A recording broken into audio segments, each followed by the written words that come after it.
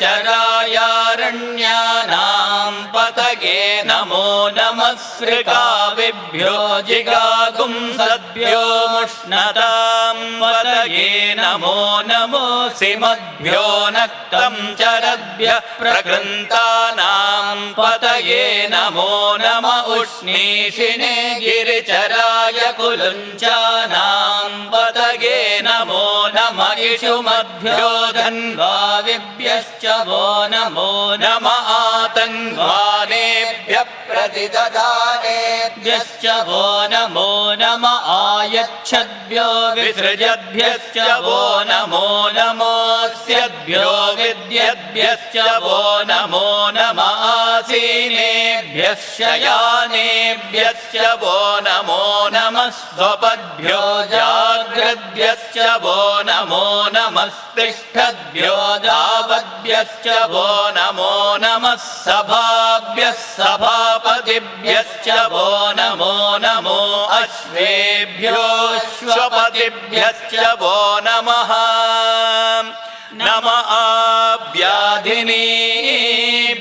विविध्यन्तेभ्यश्च वो नमो नम उगणाभ्यस्त्रिगुंहतेभ्यश्च वो नमो नमो घृत्सेभ्यो घृत्सपतिभ्यश्च वो नमो नमो व्रातेभ्यो व्रातपतिभ्यश्च वो नमो नमो गणेभ्यो गणपतिभ्यश्च वो नमो नमो विरूपेभ्यो विश्वरूपेभ्यश्च वो नमो नमो महद्भ्यः शुल्लकेभ्यश्च वो नमो नमो रथेभ्यो रथेभ्यश्च वो नमो नमो रथेभ्यो रथपतिभ्यश्च वो नमो नमः सेनाभ्यः सेनानिभ्यश्च वो नमो नमः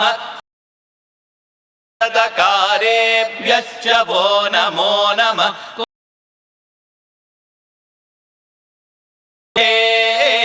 भ्यो निषादेभ्यश्च वो नमो नमः इषुकृद्भ्यो धन्वकृद्भ्यश्च वो नमो नमो मृगयुभ्यश्वनिभ्यश्च वो नमो नमः शुभ्यश्वपतिभ्यश्च वो नमः नमो भवाय च रुद्राय च नमः शर्वाय च पशुपतये च नमो नीलग्रीवाय च शितिकण्ठाय च नमः कपर्दिने च व्युक्तकेशाय च नमः सहस्राक्षाय च शतधन्वने च नमो गिरिशाय च शिपिविष्टाय च नमो मेदुष्टमाय चेषुमते च नमो ह्रस्वाय च वामनाय च नमो बृहते च वर्षीयसे च नमो वृद्धाय च संवृध्वने च नमो अग्र्याय च प्रथमाय च नमः आशवे च जिराय च नमः शीघ्रियाय च शेभ्याय च नमः ऊर्म्याय च वस्वन्याय च नमः स्रोतस्याय च द्वीप्याय च नमो ज्येष्ठाय च कनिष्ठाय च नमः पूर्वजाय च परजाय च नमो मध्यमाय च पगल्भाय च नमो जगन्याय च बुध्नियाय च नमः सोऽभ्याय च प्रतिसर्याय च नमो याम्याय च क्षेम्याय च नम उर्वर्याय च खल्याय च नमः श्लोक्याय च वसान्याय च नमो वन्याय च कक्ष्याय च नमः श्रवाय च प्रतिश्रवाय च नमः शूराय च वविन्दते च नमो वर्मिणे च वरुदिने च नमो बिल्मिने च कवचिने च नमः श्रुताय च श्रुतसेनाय च नमो दुन्दुभ्याय च गणन्याय च नमो धृष्णवे च प्रमृषाय च नमो दूताय च प्रहिताय च नमो निषङ्गिने चेषु धिमते च नमस्तेष्णे च वेचाय सुधिने च नमः स्वायुधाय च सुधन्वने च नमः श्रुत्याय च पथ्याय च नमः काट्याय च नीप्याय च नमः सोद्याय च सरस्याय च नमो नाद्याय च वैशन्ताय च नमः कोप्याय च भट्ट्याय च नमो वर्ष्याय च नमो मेघ्याय च विद्युत्याय च नमः ईद्रियाय च तप्याय च नमो वात्याय च रेश्म्याय च नमो वास्तव्याय च वास्तुपाय च ॐ हर हर हर हर ॐ नमः सोमाय च रुद्राय च नमः ताम्राय च रुणाय च नमः शङ्गाय च पशुपतये च नमः उग्राय च भीमाय च नमो अग्रे वधाय च दूरे वधाय च नमो हन्त्रे च हनीयसे च नमो वृक्षेभ्यो हरिकेशेभ्यो नमस्ताराय नमः शम्भवे च मयो भवे च नमः शङ्कराय च मयस्कराय च नमः शिवाय च शिवतराय च नमस्तीर्थ्याय च कूर्याय च नमः पार्याय च भार्याय च नमः प्रतरणाय चोत्तरणाय च नमः आतार्याय च लाद्याय च नमः षष्ट्याय च भेन्याय च नमः सिगत्याय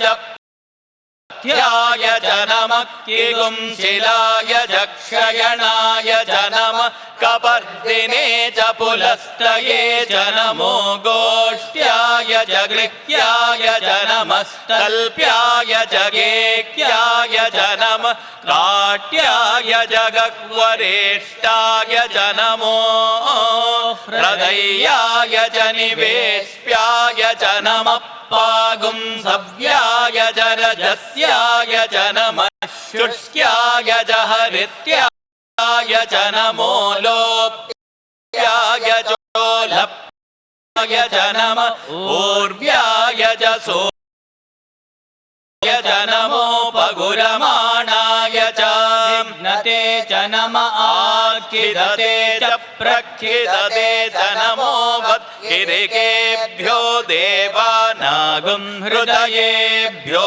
नमो विक्षीणकेभ्यो नमो विचिन्वत्येभ्यो नमः आनिर्हतेभ्यो नमः आमीवत्येभ्यः ग्रापे अन्धसस्वदे दरिद्रन्नीललोहिता येषां पुरुषाणाम् येषां पशूनां माभेर्मा रोमो येषां किञ्चनाममत् या ते रुद्रशिवा तनु शिवा विश्वागभेषजी शिवा रुद्रस्य भेषजे तया नो मृडजीवसे इमागुं रुद्राय तवसे कपर्दिने क्षयद्वीराय प्रभरामहे मतिम् यथा नश्यमसद्विपदे चतुष्पदे विश्वं पुष्टं ग्रामे अस्मिन्ननादुरम्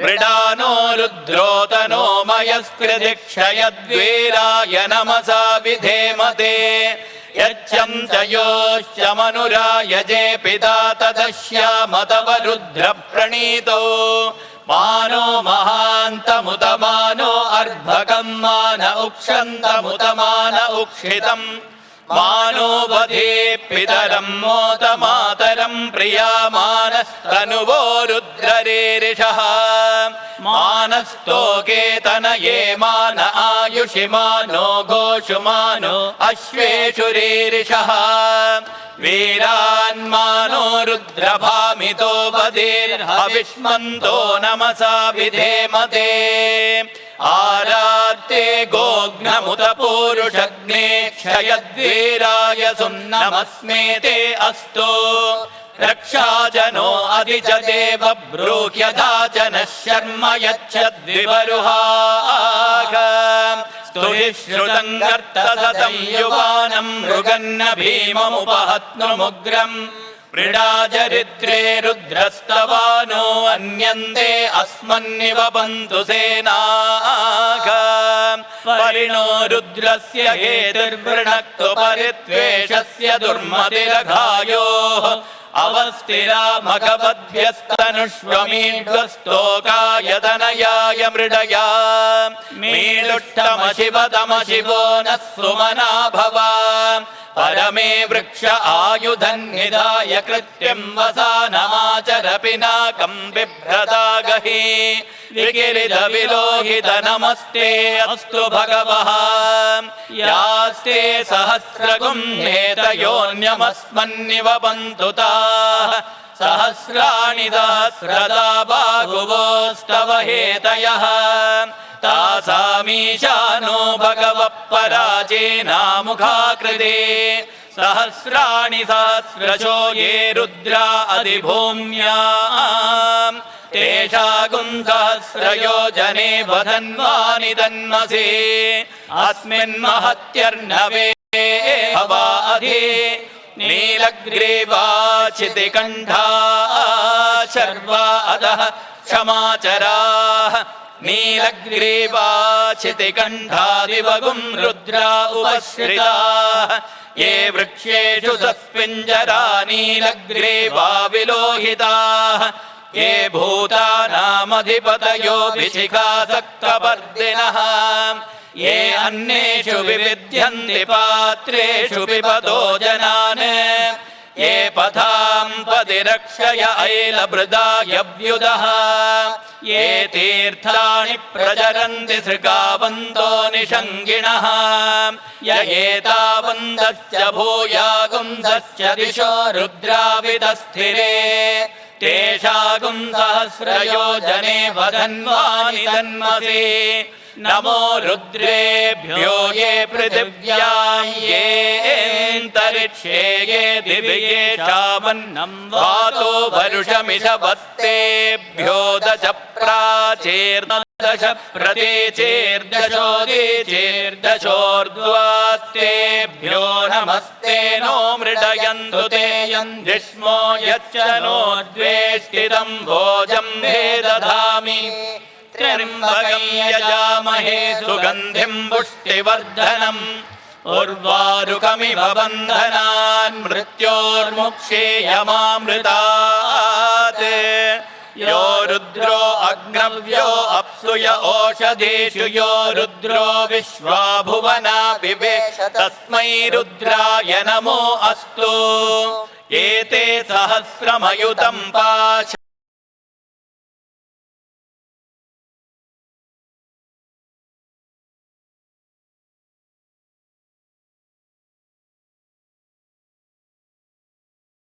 स्वाहा प्राणानां ग्रन्थिरधिरुद्रो मा विशान्तकः तेनान्येनाप्यायस्व नमो रुद्राय विष्णवे मृत्युर्मे पाहि तमुष्टुर्यस्विषुः सुधन्वायो विश्वस्य क्षयति भेषजस्य यक्ष्वा महेशो मनसाय रुद्रन्नमोभिर्देवमसुरन्दुवस्य अयं मे हस्तो भगवानयं मे भगवत्तरः अयं मे विश्वभेषजो यगुं शिवाभिमरुषणः ॐ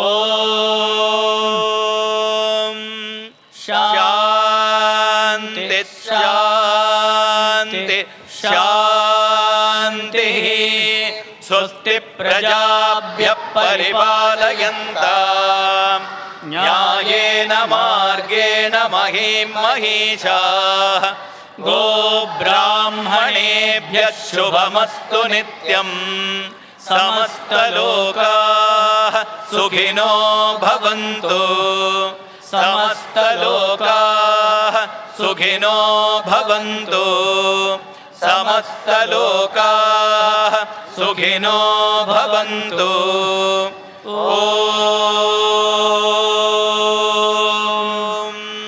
शान्ति शान्ति शान्तिः।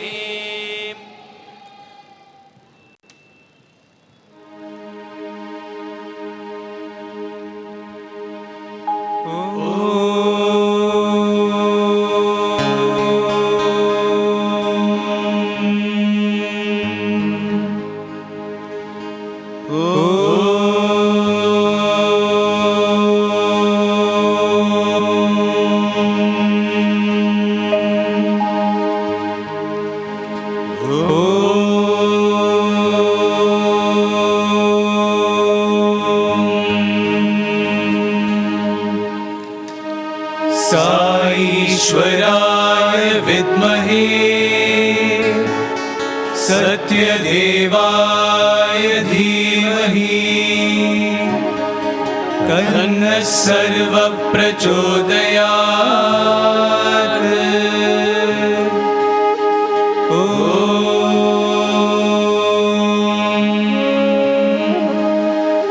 शान्ति शान्ति शान्तिः।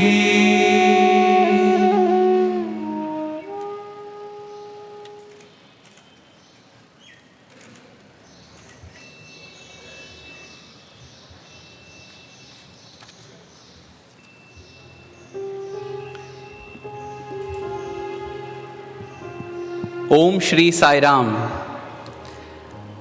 Offering my most humble pranams at the lotus feet of beloved Bhagawan. Dearest Swami, respected elders, dear brothers and sisters, greetings to all of you on this beautiful day when we are celebrating Sannidhi with our Sai, when we are celebrating nearness and dearness to Sai. A couple of decades ago, a beautiful interaction took place between Swami and one of his students in the interview room. And that little episode has such beautiful meaning for all of us today. The student had come for darshan and Swami had called him for an interview. He was doing his college studies at Anantapur. And in the interview room, with the student, there was whom we call a VIP, who was also there. And Swami asked the student, "Why did you come to Puttaparthi?" The student said, "Swami, I came to have darshan." And Swami asked, "Why do you want to have darshan?" The student replied, "Swami, because it gives me bliss."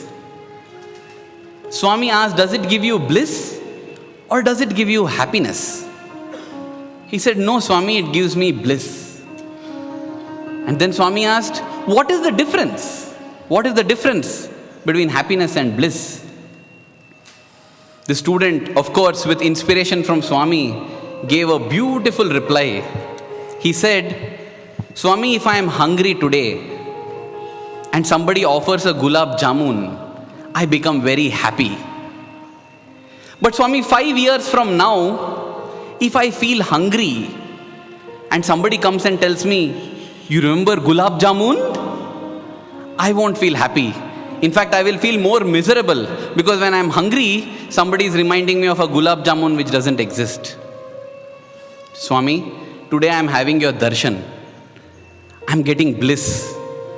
Years from now, if I am not able to have Swami's darshan, if somebody reminds me of this darshan that I have had, even at that time, Swami, I will get the same joy I am getting at this moment. That is why this is bliss, Swami, while that is happiness." And that is the reason why, though Swami says, past is past, forget the past, future is a mystery, don't think of future, live in the present, we are allowed to go to the past when it concerns the Bhagavatam. Because the past, when it concerns the Bhagavatam, gives us the same joy that it gave then. And it will continue to give the same joy in the future as well. So on this day,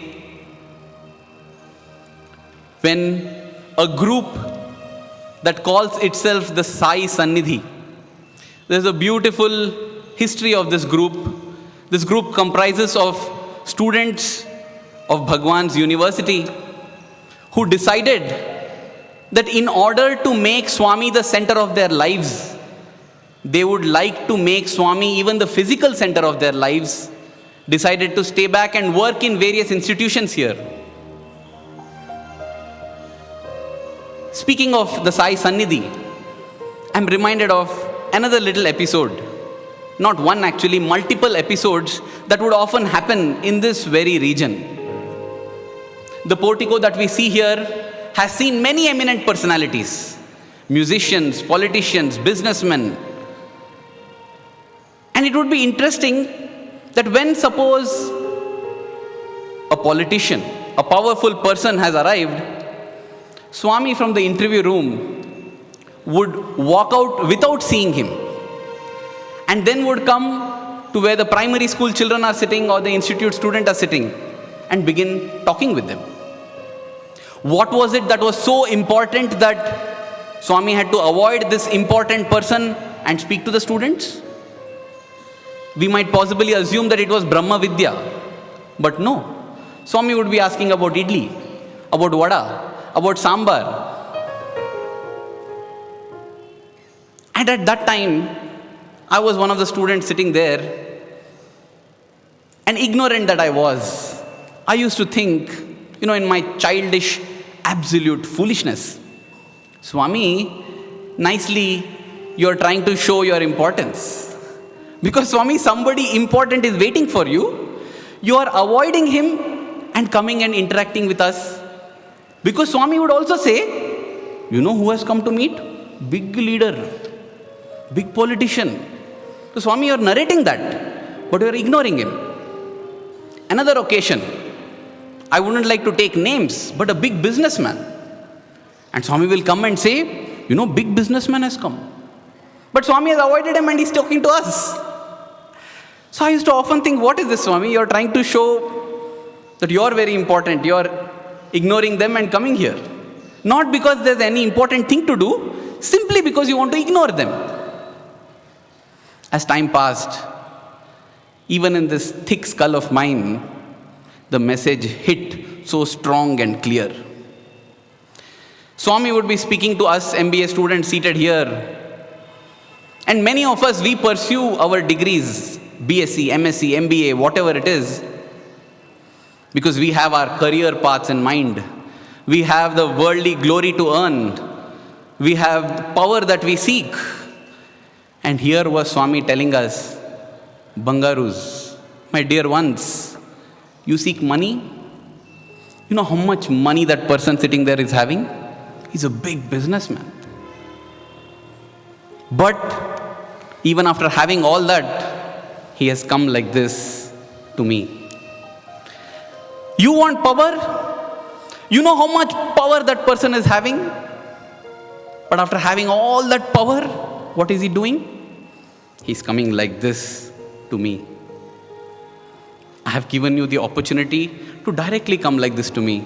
Why do you wish to seek that which will not give you joy? That was a beautiful message Swami was conveying. Because we try to seek happiness in everything. In relationships, in power, in wealth, in resources. But Swami has come to teach us the single message that happiness is union with God. Nothing else can give us joy other than union with God, which is Sayujyam. And in that journey towards this union with God, Sayujyam, one of the first steps is Samipyam, or proximity to God, Sannidhi, closeness to God. And therefore, dear brothers and sisters, on this day we should be grateful to Swami for this magnificent blessing that he has conferred on us, that he has called us close to him. He has given us that Samipyam with which we can progress towards Sayujyam, which is the only source of joy and bliss in this universe. We may often think, who are we, Swami? What am I, Swami? Swami, if I come to you, who will take care of my family, Swami? All of us have had many such doubts. And Swami, in his own sweet way, has cleared these doubts and made us go closer to him. At this point, I would like to invite Brother Giridhar to share his experience of this Sai Sannidhi, of this proximity to Swami with its doubts and difficulties, and how Swami beautifully resolved them.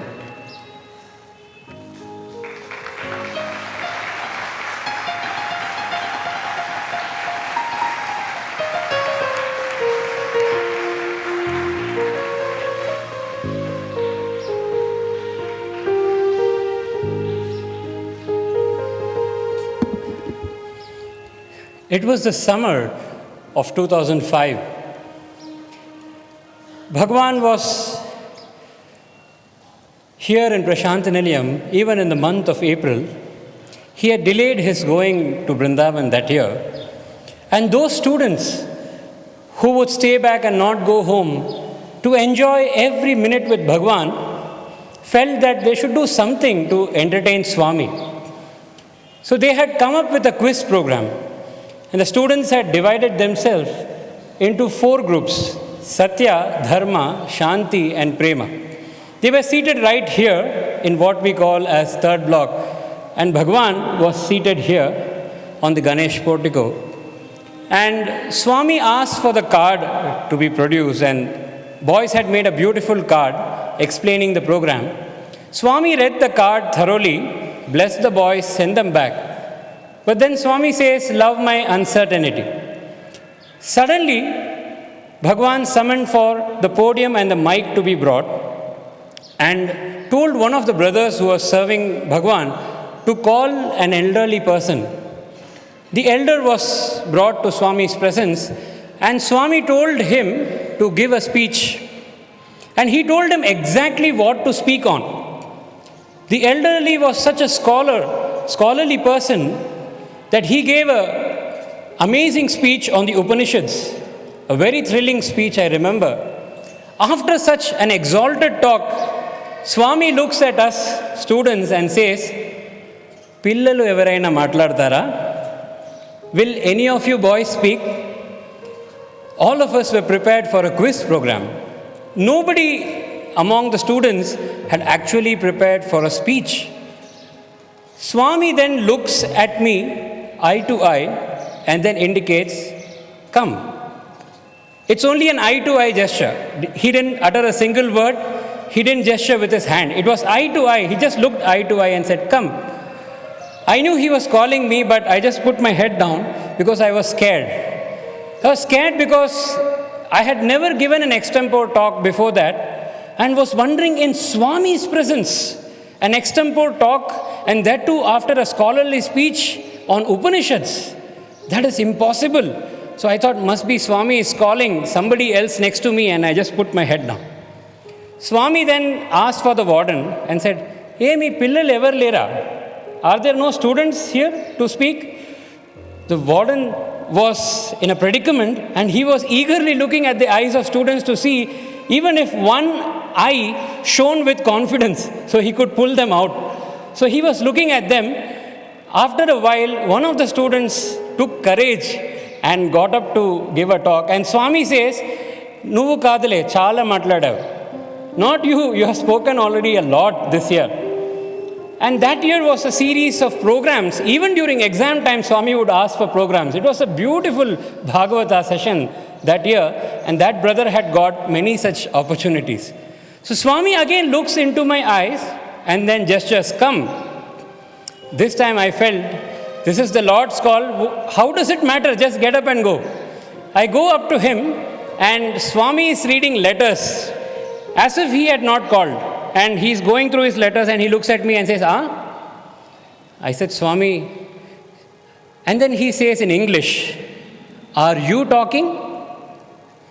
And I was trembling literally at that point of time, and I confessed to Bhagawan in Tamil and said, Swami, எனக்கு ஒன்றும் தெரியாது, நீங்கள் தான் பேசணும். I don't know anything, Swami, you only have to speak. And Swami very casually said, ஏதோ செப்பு போ, go and tell something. And this instrument just walked up to the mic, to the podium, and stood there. And for 13 long minutes, beautiful thoughts began to flow and words in harmony. I was stunned at what kind of speech was emanating from this instrument. Many of the thoughts which were never thought before are coming out, and Bhagavan is blissfully enjoying the talk. Those of you who have had an experience of public speaking, every minute, if you are unprepared, feels like an hour. And these were 13 long minutes.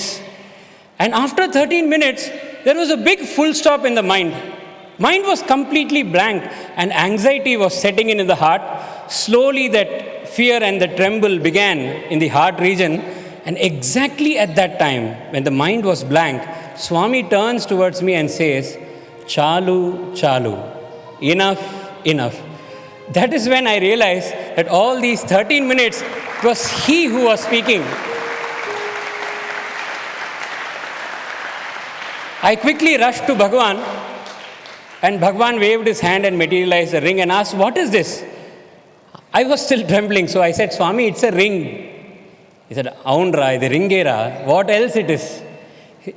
I said, Swami, it's a snake, because it was some kind of a snake design. Then he said, snake kadu bangaru, salokyam, sarupyam, samipyam, sayujyam. Salokyam, you are living in the kingdom of God.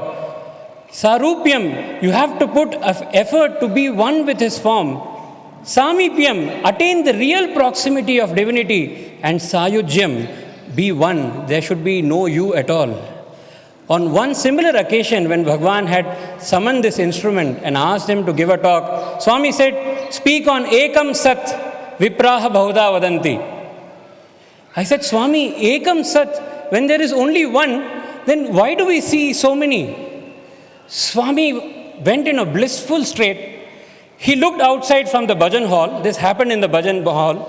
He looked outside at the devotees and the whole hall and all the people seated there and said, Chudura, lokamanta 0, 0, 0. Daniki em viluvu ledu. The whole world, the whole universe that you see is 0, 0, 0. He said, how many ever zeros you want you put, it has no value. But when you put 1 in front of the 0, then 6 zeros, which has no value otherwise, becomes a million, a trillion, and a zillion. So the 1 ahead of zeros is what gives value to this creation. Okate idira, he said, pointing to himself. Swami said, this one is that one which gives value to this whole universe. That day I realized, how can anyone comprehend the kind of pain and kind of difficulty that a mother goes through in raising her child? She understands that she has to nourish her child to take the child to the next level. She understands the problems and the shortcomings of her child, but she never fails in her effort. Day in and day out, she puts her effort little by little, little by little, little by little, with great hope that one day her child would walk in all glory and bring good name to her. If that is the effort of one mother, Bhagavan's love is a love of 1,000 mothers. Is it ever possible to comprehend? O Ma, Pyari Ma, Sai Ma.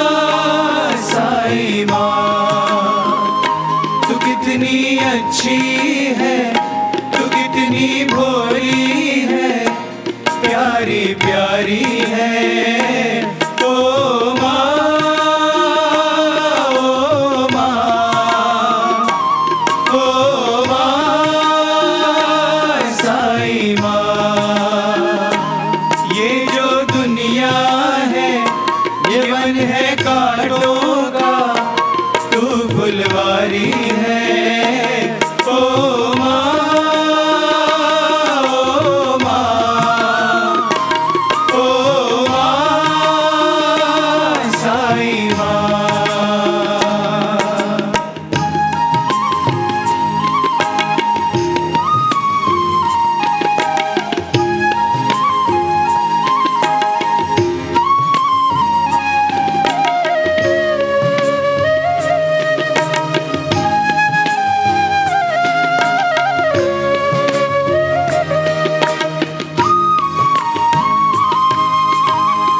अपना नहीं तुझे सुख दुख कोई, अपना नहीं तुझे सुख दुख कोई।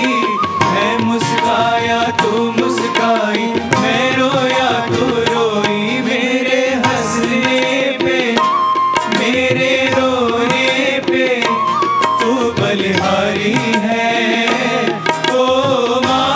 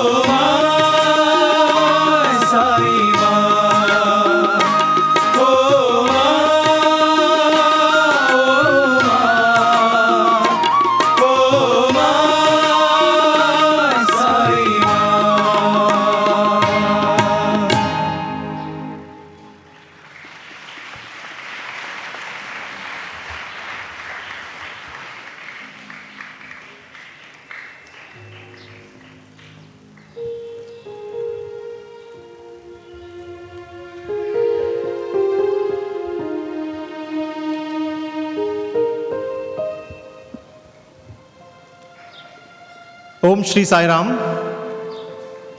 offering loving and prayerful salutations at the lotus feet of our most beloved Bhagawan, who is ever seated in the thrones of our hearts. Esteemed elders, dear brothers and sisters, a very loving Sai Ram on this wonderful day. On this beautiful Sai Sannidhi day, the highest of thoughts ensconced within the sweetest of expressions have already started sprinkling on all of us. The melodious renditions of our love for Bhagawan has already started filling our hearts with joy. It has been a wonderful day so far as all of us have sat together since morning to find Swami in each other's hearts once again. It was such a joy to see the introduction of 17 youngsters with throbbing hearts, 17 beautiful flowers that have been added onto this garland called the Sai Sannidhi, and the aspirations that made their hearts throb.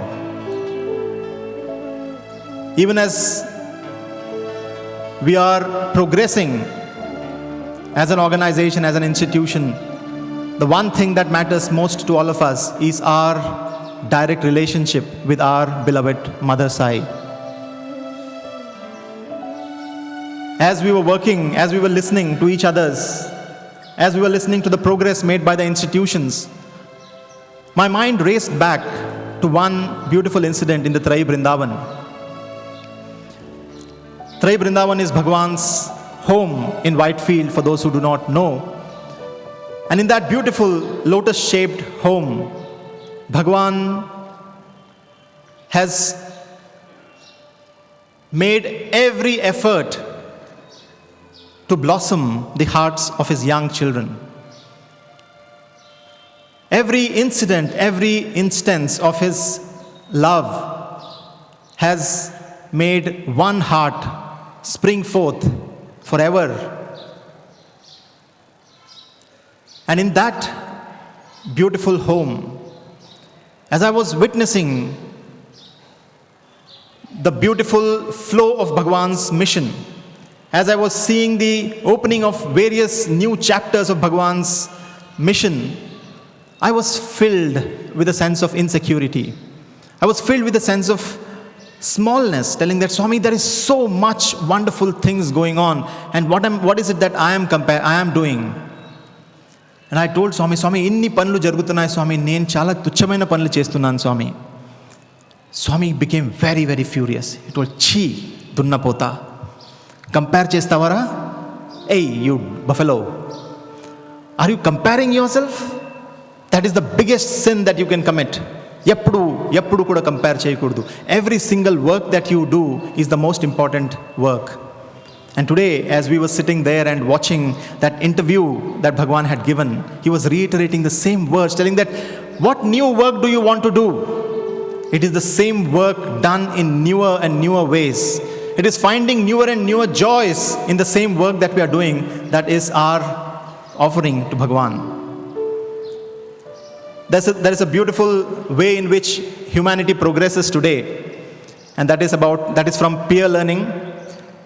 Every small bit of wisdom that comes keeps getting forwarded left, right, and center. And one of the beautiful forwards that I received recently was about the managing styles of Lord Rama and Lord Krishna.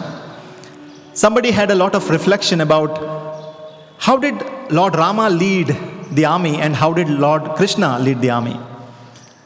And they said that Lord Rama led from the front. He was a warrior par excellence. He was with his Kodanda and he fought from the front. Whereas Lord Krishna decided to be just a charioteer, and he never took up arms. He was only guiding the Pandavas. And somebody said that the beautiful in a meaning of that is that Lord Rama was leading an army of monkeys who were not very efficient, and that's why Lord Rama had to lead from the front, whereas Lord Krishna had the Atirati Maharathis in his army and he only needed to direct. And that set me thinking as to what is our beautiful Lord's style of doing things. He has got an entire army of monkeys in front of him. But the beauty of our master is that he allows every monkey to become divine. He makes us find that potential within our hearts. He knows that he has to be there as a background on which we create. He allows us the opportunity, the joy of creating. The incident that Brother Giridhar spoke about is exactly the same thing. That he picks up, with due apologies, he picks up the monkey and makes the most beautiful music come out of that. And each one of us, each and every monkey here is standing as an example for that. But that sense of insufficiency, that sense of wanting to do more for the divine always keeps coming in our hearts. And in 2015, when there was a very big assignment that was given to me, I was feeling very, very insufficient. I was feeling very worried. I did not know how to come up to that expectations, how to live up to the responsibility that was assigned. And I was walking around in the ashram trying to find Bhagawan, trying to bring that beautiful ashram inside me. That night when I slept, I had one of the most beautiful dreams of Bhagawan. I was seated in a very long auditorium. And in that auditorium, there was a small dais, and on that dais, Bhagawan's chair was kept. In the dream, I knew that it was the post-samadhi period. But then Bhagawan walked in and sat in the chair. And in the dream, I accepted that as if it was the most matter-of-fact things to happen. Bhagawan had come and he has sat. He stood up and gave a very long discourse. A very long discourse. I remember even in the dream, my legs had started aching and I was fidgeting. Bhagawan gave a very long discourse about finding him within the heart. When I got up in the morning, I was absolutely clear as to what I needed to speak in that long assignment that was given to me. But the most beautiful thing happened in the dream after the discourse, where Bhagawan got down and he started giving namaskar to all the boys who were seated there. I was seated in the center. And as Bhagawan started giving the namaskar from that side, I started pouring out, Swami, naku qualification chalo, Swami, naku dhairyam chaladu, Swami, degree lu chalo, Swami. Swami, my degrees are not enough, my qualifications are not enough, my confidence is not enough. How will I take up all this work, Swami? Ela idi pani chestan, Swami. Bhagawan came, he gave namaskar, and he started moving forward. Even as he moved forward, his conversation was going on with me, and he started enumerating every single small thing that I had done. Right from folding the bed sheets to making the pillow to washing the clothes to sweeping the floor to cleaning the bathroom. Every single small aspect that was done, he started enumerating, and he said, "Ade chalu bangaru, danto anni vachestai." That is enough, Bangaru. With that, everything will come. And as he finished that line, as he finished giving namaskar in that line, and he turned back, and he turned to the second line, I turned back to receive his darshan again. I saw Bhagawan turning into the form of, "Oh Ma." And in that beautiful form of the mother, with a beautiful white sari and a beautiful golden border, without any kiritam but a beautiful golden vaddanam, as they call it, the waistband, I saw mother in all her glory, in all her beauty, radiating. And as she came forward, as she came closer to me, she leaned and put her hand on my cheek. Brothers, I would want you to feel with me the joy of that dream. It is not my dream, it is a dream that each one of us have had in some form or the other, of having felt Bhagawan's loving palm on our cheeks, of having his shower of love caressing us at the most difficult times. That beauty, that love, that confidence that he reposes on us, that right with which he gives us the most biggest or the most menial of tasks, the confidence that idi mana pillalu, these are my children, these are the ones whom I trust, the love with which he offers this small work to us. If we do those works well, if we do that diligently, everything will be added on to us. And that is how our master gets the most impossible things get done through monkeys like us. I want to continue talking about these things, but I know that there are multiple hearts beating here to share their love for Swami. And I would call Brother Karthik to take this wonderful story forward. Jai Sai Ram.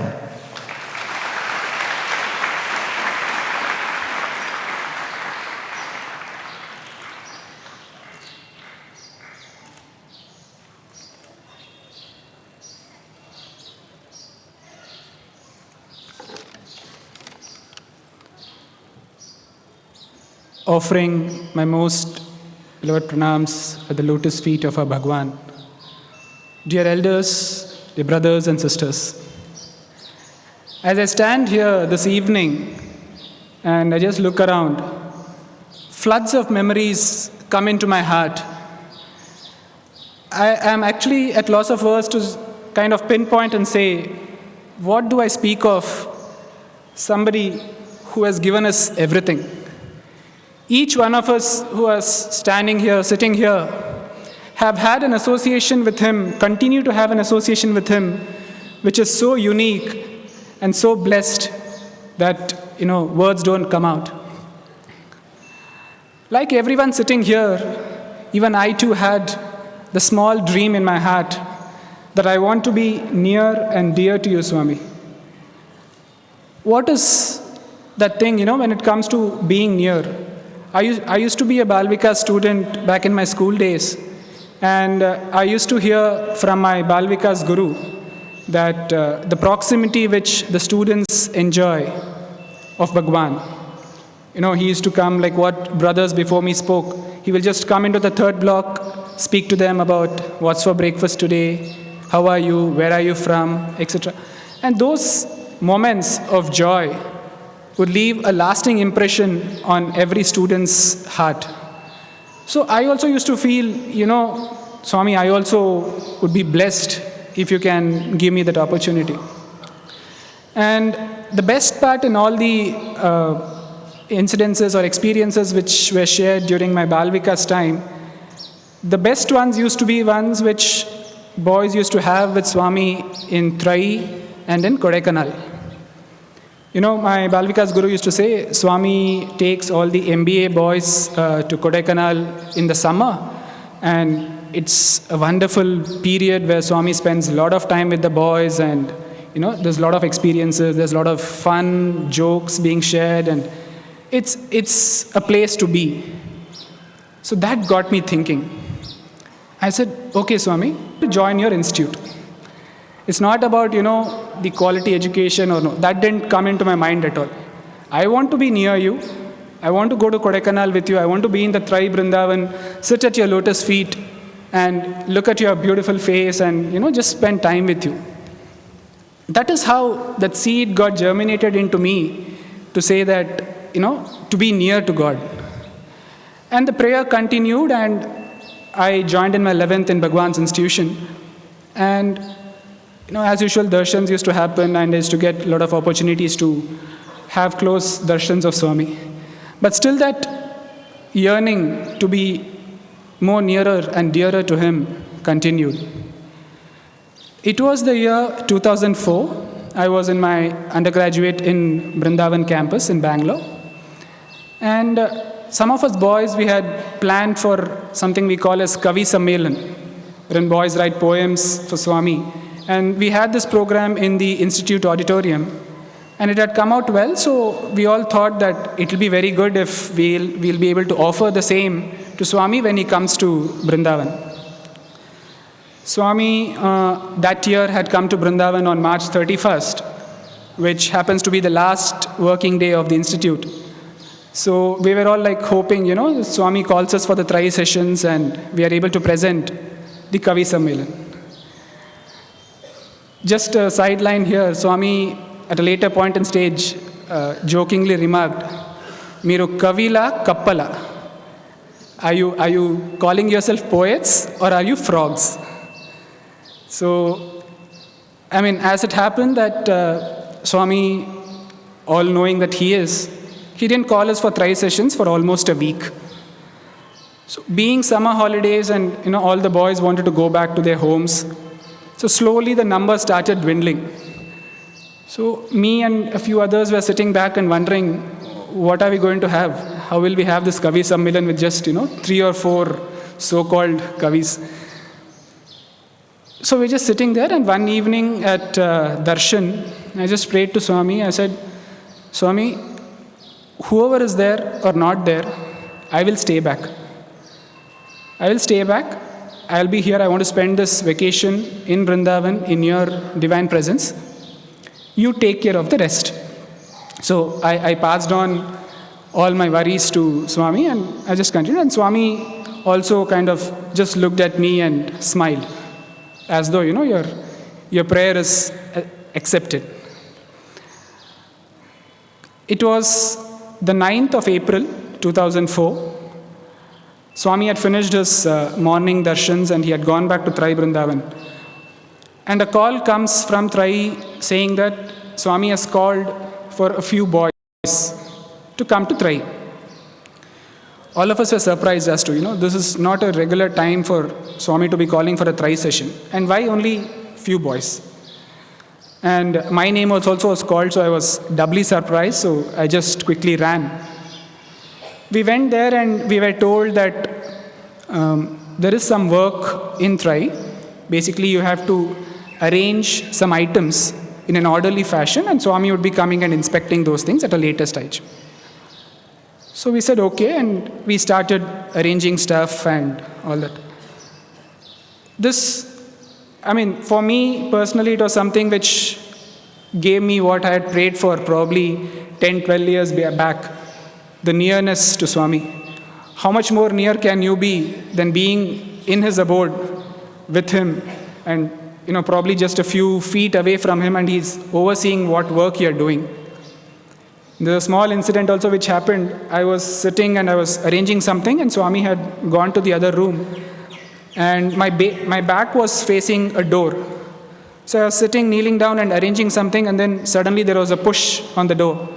I almost toppled front, and in surprise I just turned back, and Swami is like sitting there and giving the most beautiful smile. And all the anger or whatever you call it, as to who pushed me, just vanished in a second. So, this we thought is probably a matter of few days, and we would have finished arranging all those items, and that's it. Our tryst with destiny was over. But no, he had better plans. I would say we were thinking that we are arranging those items, but in fact, he was rearranging our destinies, because those wonderful days continued for 2 long months. Every day, Swami used to call a few of his boys into Trai Vrindavan and just allow us to be near him, to be dear to him, and spend beautiful hours in his proximity. Again, it was nothing like, Brahmopanishad or something which was being spoken. No. It was absolutely, what did you have for breakfast? How is food? Is it better in the Vrindavan hostel or in the Parthi hostel? And how is Rasam today? Or we used to have sessions wherein Swami used to talk about his childhood memories and, how he likes to go out to his devotees and spend time with them. It was all, as a matter of fact, it was just spending time with him, what we all craved for. One thing which comes here is being so near to Swami in the physical frame always puts a veil on our eyes. We often tend to forget the Almighty that He is.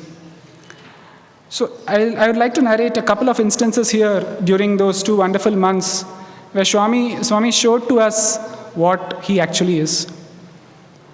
There was one session which happened wherein we were talking about in the early years when Swami's devotees wanted to visit Shirdi. So some of them approached Swami and they said, Swami, we want to visit Shirdi. So why don't you come along with us? Swami said, no, you all go to Shirdi, I'll be here. So the party went to Shirdi, went around all those places and came back. So one of us, the inquisitive ones in the group, asked Swami, why didn't you go to Shirdi? Swami replied so beautifully in just an instant, saying, is there anything that I have not seen in Shirdi? The exact words that he said was, Na puttapartini nene chudalani emaina unda. Is there something in my own puttaparthi that I have not seen? If we are not alert, at that time, it was like, okay, what is this? But later when you look back, he's just reflecting the fact that Shirdi and Sathya Sai are nothing but the same. One more instance wherein he connects the two is, Swami was talking about his childhood memories, and he used to say, all my friends used to start playing gilli danda or running race during his childhood days, and whenever Swami used to go near the playground, everybody used to come rush to him and say, Sathya, Raju, come, you should be in my team. I want you to be in my team. And Swami used to just say, no, it's okay, you play. So again, one of us asked, Swami, why didn't you join, or did you also play marbles? And just as soon as we finished asking the question, Swami just said, Adi Shirdilo artha unna. So it was like, kind of a bolt from these things to us saying, okay, here is somebody whom we just cannot, just while away sitting at his lotus feet, but truly the Almighty Himself. One more small incident which comes to mind is there was an elderly devotee who had come to see Swami in Trai Vrindavan. And when they were interacting, Swami just showed his right hand and said, "Emundi, dintlo em ledu." And then that elderly devotee said, "Nahi Swami, isme to sara sansar hai." He's saying that everything is in your right hand and you are saying that there is nothing here. This is the kind of, and Swami mentioned to say, look boys, you have the mountain here and you are searching for pebbles. You can just ask for me and you have everything else. Why do you want to go and ask for something which is trivial or, as small as a stone?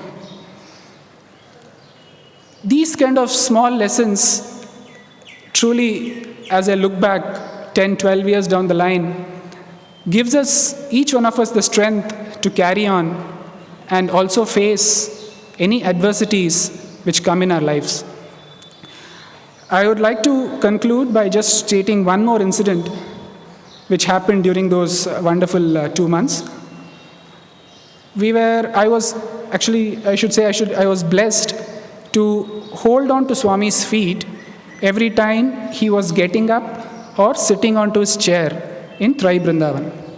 So what I used to do is, I used to carefully remove the footrest under Swami's feet and then place it on the carpet and just hold it with both of my hands.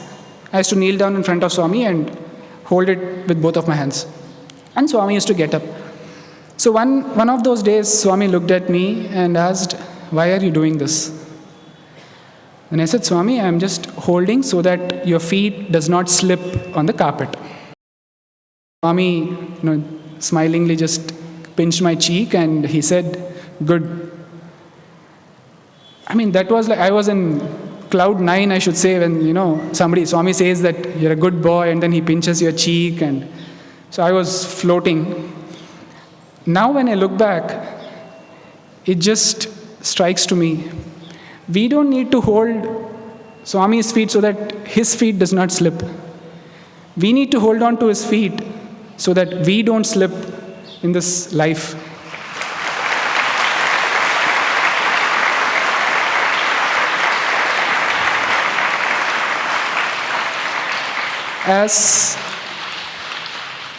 As we journey along in this life, one thing which keeps ringing in my ears, which Swami said, cherish these memories which I have given each one of you. Share it with everyone and be happy. That's what will make me happy. Thank you, Sai Ram.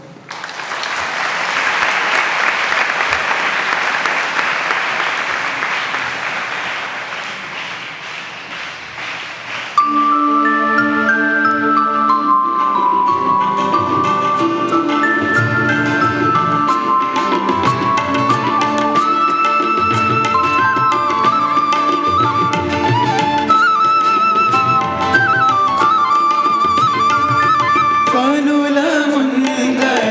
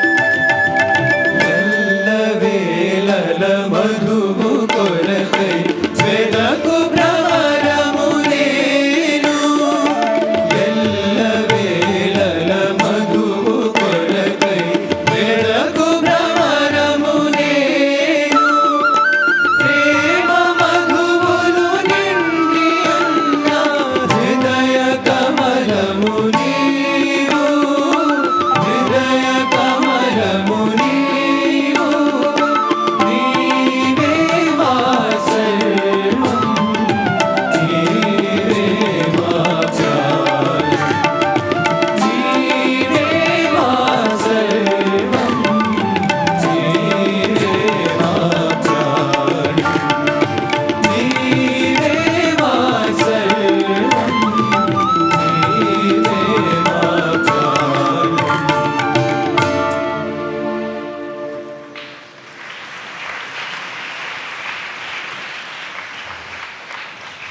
As our brothers have narrated so far, this Sannidhi does not just mean nearness.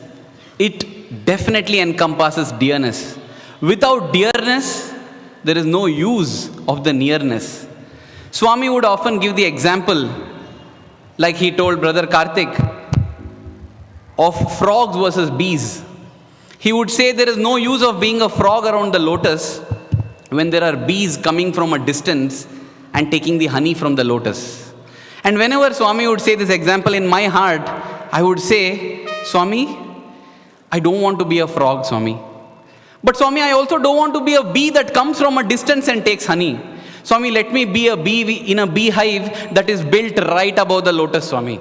Let me have nearness and dearness.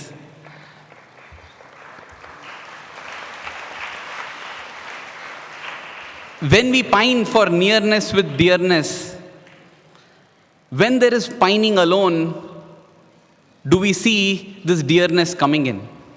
As we turn the pages of the Satyam Shivam Sundaram, there's one beautiful episode. I feel it's a must read, and how many ever times we think of this episode, it is not enough. It is a story of one clerk in the Mysore Secretariat whose name was Krishnamurti. These were the days when the crowds around Swami were just 30 or 40. And in those days, Krishnamurti came and he realized that this is not Swami. This is not just this 5-foot frame that we think it is the ultimate. And so he closed his eyes and said, Swami, show me your true form. Till you show me your true form, I won't open my eyes. And Swami said, Pichi, this is madness. And he said, Swami, if I have to open my eyes, I must see your feet. And Swami refused to show him his feet. Interesting, isn't it? These were the days when Swami would give 10 Pad Namaskars to everybody, but Swami is refusing to show his feet to this Krishnamurti. So much so that he sends him away home. And Krishnamurti doesn't open his eyes. Days pass and Krishnamurti has not opened his eyes. And he says, I don't want food, I don't want water, I want to see Swami's feet. And now the devotees are asking Swami, Swami, why don't you show him your feet? What is the big deal in that? Because we are daily touching your feet 10 times, Swami, 100 times. He wants to just see your feet once. Swami says, no. He will not be able to bear it. And nobody is understanding what it is. They say, Swami, he is not able to bear it because he is not seeing your feet. Swami says, no, he won't be able to bear it if he sees my feet. Krishnamurti is admitted in a hospital because he is weak. And Swami then relents, has his feet washed in water and sends this water to Krishnamurti and says, feed it to him, he'll be fine. Krishnamurti regains his strength. He comes back home, still has not opened his eyes. He has still not opened his eyes. And he starts singing bhajans. Everybody joins in the bhajans at home. Krishnamurti has not opened his eyes for a minute. And as he sings bhajans, towards the end of a bhajan, he lies down on his bed. And finally, Krishnamurti opens his eyes. And when he opens his eyes, it's filled with tears. He just looks at Bhagawan's picture and closes his eyes, never to open them again, with a smile on his face. That was the fate of Krishnamurti, who achieved the ocean of immeasurable bliss without even seeing Swami's feet. And Bhagawan then said, he was not yet ready to bear the joy that will surge in him when he looks at my feet. And that is why he had to be kept away. And finally, Swami said that he has reached my feet. Dear brothers and sisters, when I hear and read this episode, I just think, what is the use of seeing his feet and touching it 100 times when nothing seems to happen to us? Look at Krishnamurti. He didn't even see Swami's feet. Once in Kodaikanal in the year 2006, when Bhagawan was finding it difficult to walk, it gave rise to a beautiful opportunity to the students who accompanied him. What was this opportunity? Every time Swami would get up from his chair and walk back to the room, one of the boys would hold his hand and lead him. And one day as Swami was walking, Swami himself, told all the students who were seated, lucky fellow, no? Lucky fellow. And the boy was holding Swami's hand. And all the students who were seated there, they just folded their hands and smiled. Yes, indeed, what a lucky fellow, Swami. And possibly they would have thought, tomorrow is my chance, day after is my chance. And even as they were smiling, Swami made a revelation that was very surprising. Swami said, there is no use of holding Swami's hand. Just imagine that. We spend lifetimes to get an opportunity to hold his hand, to touch his feet, and he says there is no use of holding Swami's hand. And Swami then said, but pining to hold Swami's hand will give you everything in life.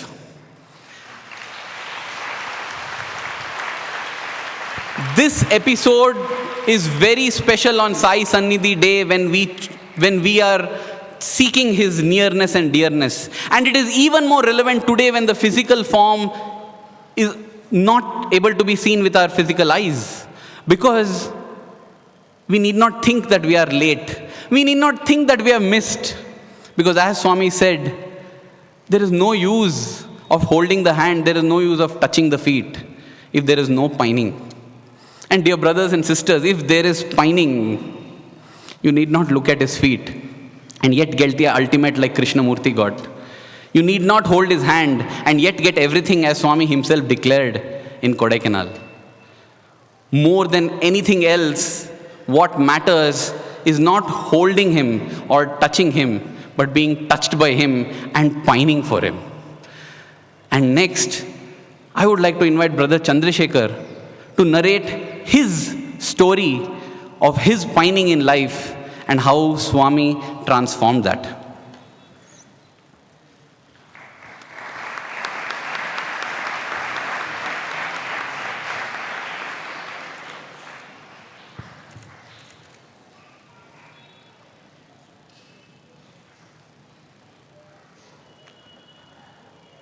Offering our grateful pranams at Bhagawan's divine lotus feet.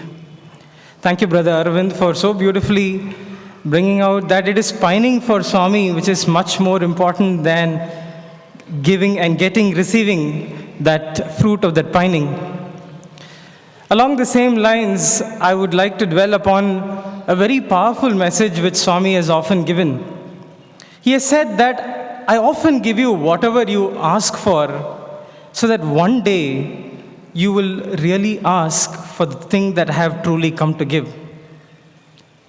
Now, when we look at this powerful message of Bhagawan in the context of Sai Sannidhi, and if we recollect our golden student days with Bhagawan, which was the beginning of this journey with him, I'm sure each of us will have memories of so many prayers that we had made to Swami to fulfill our petty little desires, to solve our small problems, with prayers to look at us, take our letters, smile at us, probably give us an interview or a Pada Namaskar and whatnot. And during those honeymoon days when our journey had just begun with Swami, Swami was so gracious enough to grant us most of these. And this journey continued for each of us, and I'm sure each of us can also relate to several phases of tests and trials, which today when we reflect back, we can truly understand that those were the moments that Swami truly brought us close to him. So this journey between highs and lows continued day after day, year after year, strengthening this bond of love between Swami and us. But then if we pose to each one of us the important question, what is it that made all of us stay back here? I feel, as an answer to this question, none of us might have an epochal, miraculous incident which made us decide, yes, I'm going to stay back in Prashanthanilayam. But for most of us, I feel, there would have been a very poignant, but yet a very silent realization that we are not able to leave this place. We are not able to leave our Bhagawan.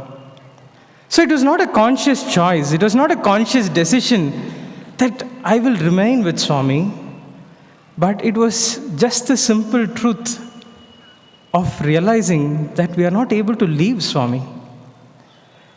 And I feel it is in this realization we inadvertently asked for what he has truly come to give, which is he himself.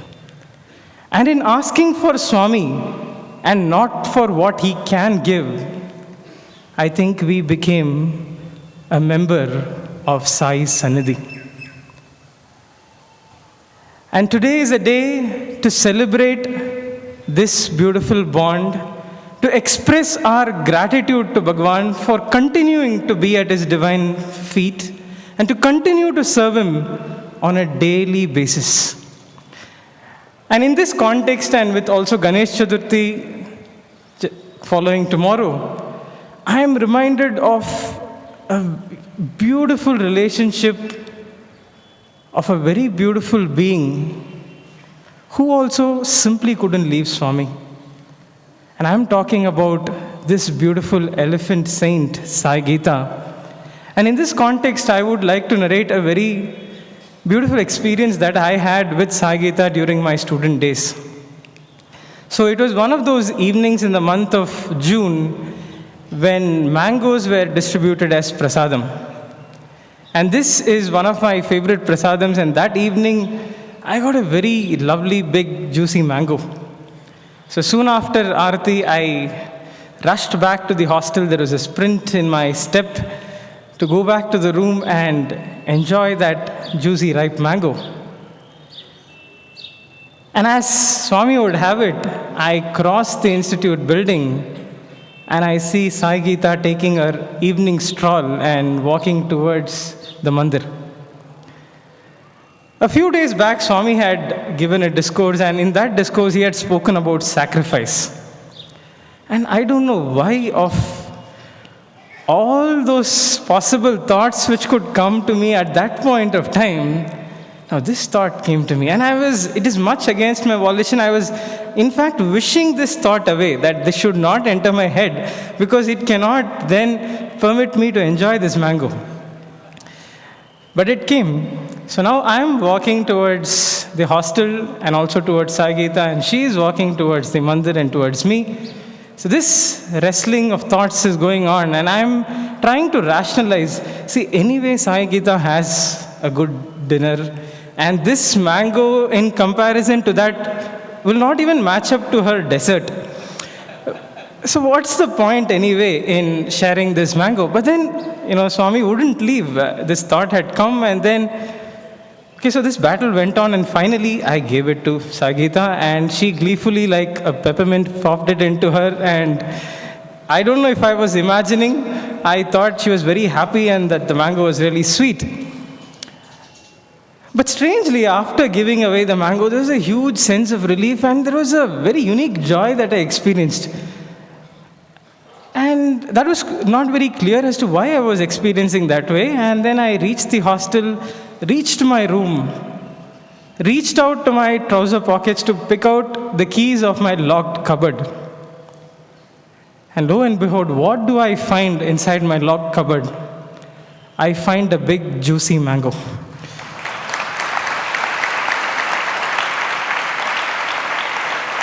I was so astonished. Mind threw up so many thoughts. I was actually not able to believe what I was seeing. I felt it to make sure that I'm really not only seeing it, but also it is a real mango. And then at least then sanity got the better of me, and I thought, let me at least eat this quickly before something else comes in the way of me eating it. So I had the mango, and needless to say, it was very, very sweet. And as I was having that mango, I understood a very, very important lesson. I understood that any service that is done to the Lord's devotee is equivalent to serving the Lord himself. And today, if we look at all of us Sai Sannidhi members, we might be serving at the university or at the hospital or at the central trust or the Bhakta Sahaya Sangh, wherever.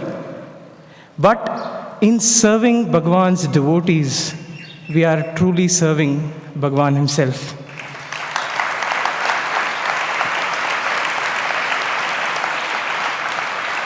And today, we try to see Swami's beautiful smile in every patient who probably walks out of the hospital cured, in every student who walks out of the portals of the institute with confidence surging forth from within that Swami is with him, in the smiles of the hundreds of children across the country who benefit from the Vidya Vahini, in the smiles of all the devotees who come to Prashantinilayam for strength and succor. It is this spirit of service with a sense of oneness which is the true underlying bond of Sai Sannidhi.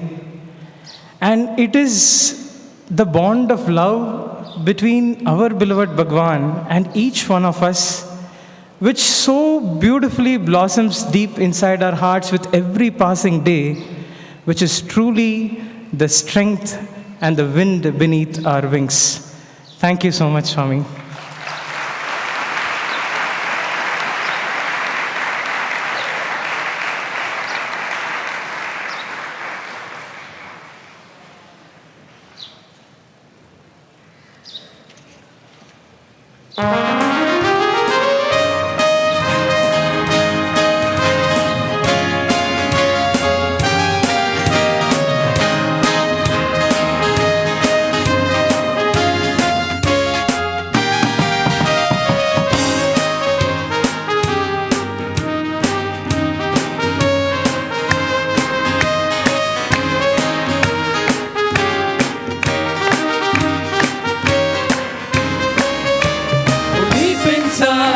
There's in my heart a voice that always says, forever and ever, with love and joy, sing to the Lord in praise. Deep inside, there in my heart, a voice that always says, forever and ever, with love and joy, sing to the Lord in praise. La la la la la la. La la la la la la. La la la la la la. La la la la la la.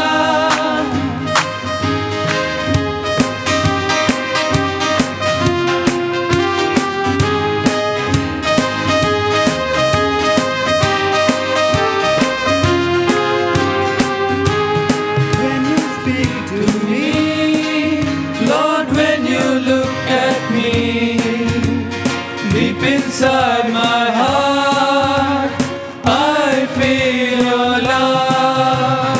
When you speak to me, Lord, when you look at me, deep inside my heart, I feel your love. Lord, I feel your love. Forever and ever, I shall always pray. Oh, take me by your hand and lead me along the way. Forever and ever, I shall always pray. Oh, take me by your hand and lead me along the way. Deep inside, I pray through the night and day. Deep inside, I pray through the night and day. Forever and ever, we shall always pray. Oh, take us by our hand and lead us along the way. Forever and ever, we shall always pray. Oh, take us by our hand and lead us along the way.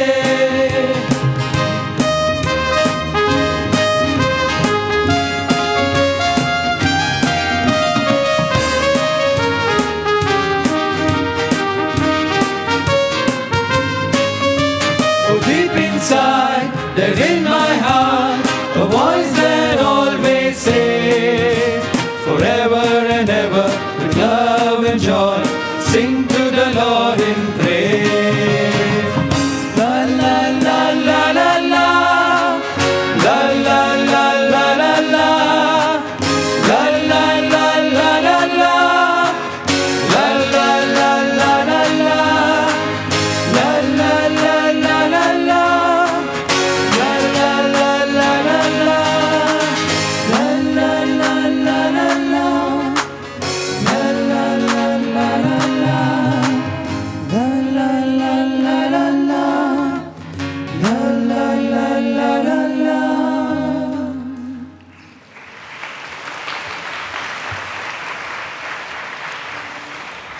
Just as that song beautifully reiterated, it is prayer that matters.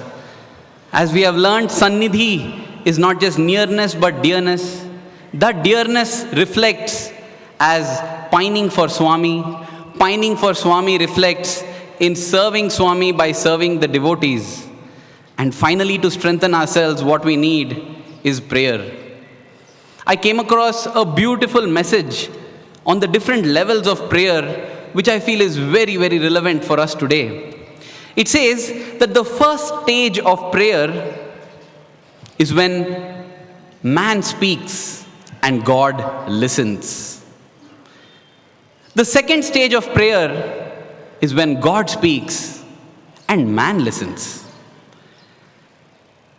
Before I go ahead with the next stage, what I felt beautiful about this was these stages of prayer seem to reflect the life of our beloved Bhagawan. Because in the first stage, it was God, man who spoke and God who listened. Because Swami threw away his books and he said, my devotees are calling me. Man had spoken and God had listened. And then began the phase where Bhagawan delivered his discourses. That was the phase where God spoke and man listened. And then comes the third stage of prayer, the next evolved stage, where God and man both speak and both listen. Isn't it beautiful? It becomes a conversation. And when we look post 2000, it was just that happening, a conversation daily in Kulwant Hall. Because Swami said, I will not sit for bhajans inside, I will sit here. I will not have programs anywhere separate, I will have everything here. And after each program, it was a story of 100 conversations, because Swami would go down and speak to everyone. That was the third stage of prayer, where both God speaks and the devotee speaks, and both listen. And then comes the final level of, the fourth level of prayer, where neither God speaks nor the devotee speaks, and yet both listen. And today, we are in that stage where we need not open our mouths and speak, and there is no direct audio that we listen, that we are able to hear of the Lord, and yet we listen to the Lord and the Lord listens to us, because the conversation goes internal. It is a chance to evolve to this stage of prayer that Bhagawan has granted us. And in this mood, I would like to invite, the Ganesh Chaturthi is around the corner. We had the entire family from Kailas. We had Chandrasekhar speaking. We had Karthik speaking. Isn't it time for Ganesh to come? Brother Ganesh to share his experiences on prayer.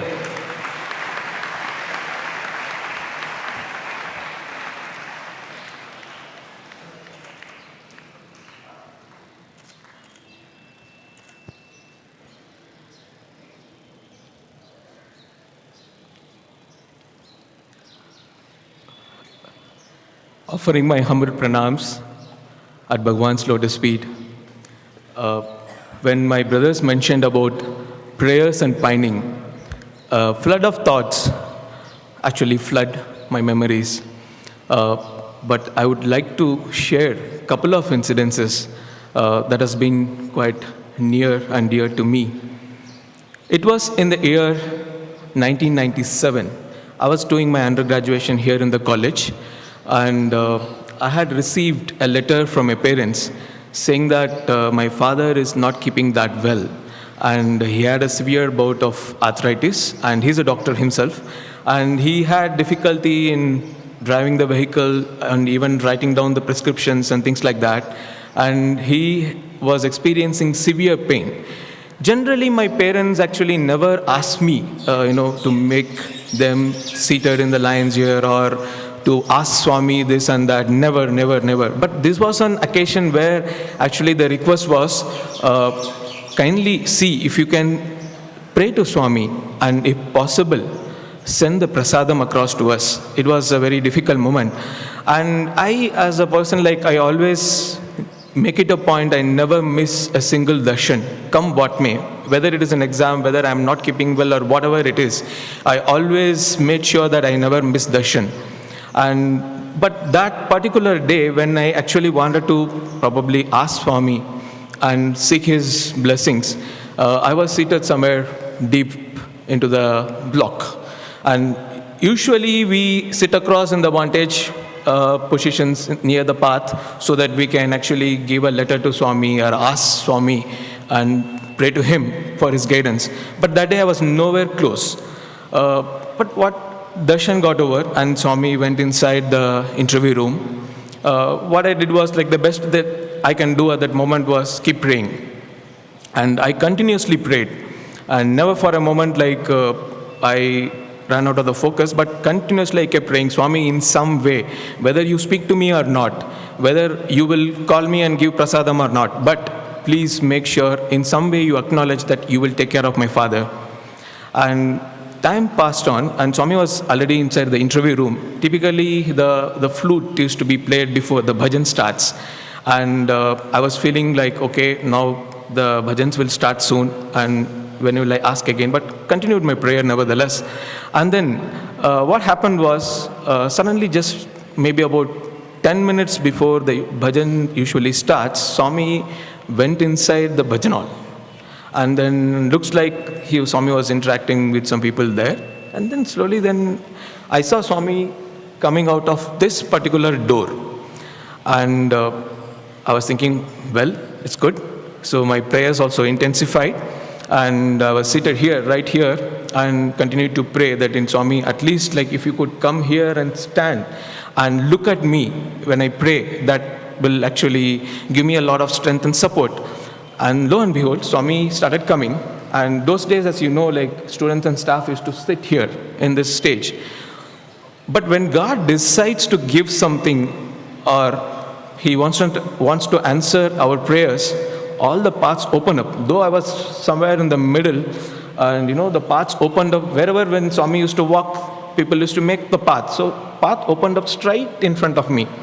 But still I was about a good 3.5 to 4 meters away, and I was still praying, Swami, that you have come so close, yet so far that I can come to you and ask.